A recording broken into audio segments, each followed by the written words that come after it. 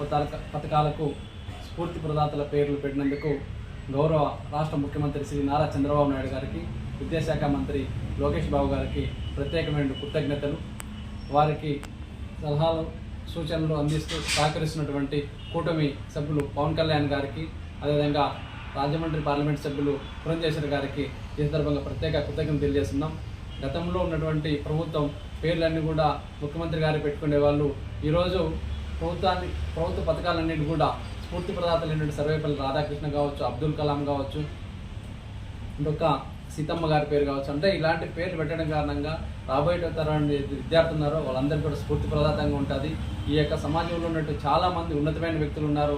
అలాంటి వాళ్ళ పేర్లు స్మరించుకోవడం కారణంగా వాళ్ళు కూడా దేశభక్తి భావన కావచ్చు, సేవాభావం కావచ్చు పెరుగుతుంది. కాబట్టి ఈ యొక్క రాష్ట్రంలో ఉన్నటువంటి ఎన్డీఏ ప్రభుత్వం ఇలాంటి మంచి పథకాలకు పేర్లు పెట్టినందుకు మనస్ఫూర్తిగా ఈ సందర్భంగా అభినందిస్తూ వారికి ట్విట్టర్ ద్వారా, అదేవిధంగా మీ యొక్క ఇన్స్టాగ్రామ్ ద్వారా వాళ్ళ శుభాకాంక్షలు తెలియజేయడం జరిగింది. రాబోయే రోజుల్లో ఇలాంటి మంచి పథకాలకు మంచి పేర్లు పెట్టాలా. అదేవిధంగా యువకులకు ఎంతో స్ఫూర్తిదాయకమైనటువంటి స్వామి వివేకానంద పేరు కూడా ఏదో ఒక యువ పథకానికి పెట్టాలని చెప్పి ఈ సందర్భంగా కోరుకుంటున్నాం.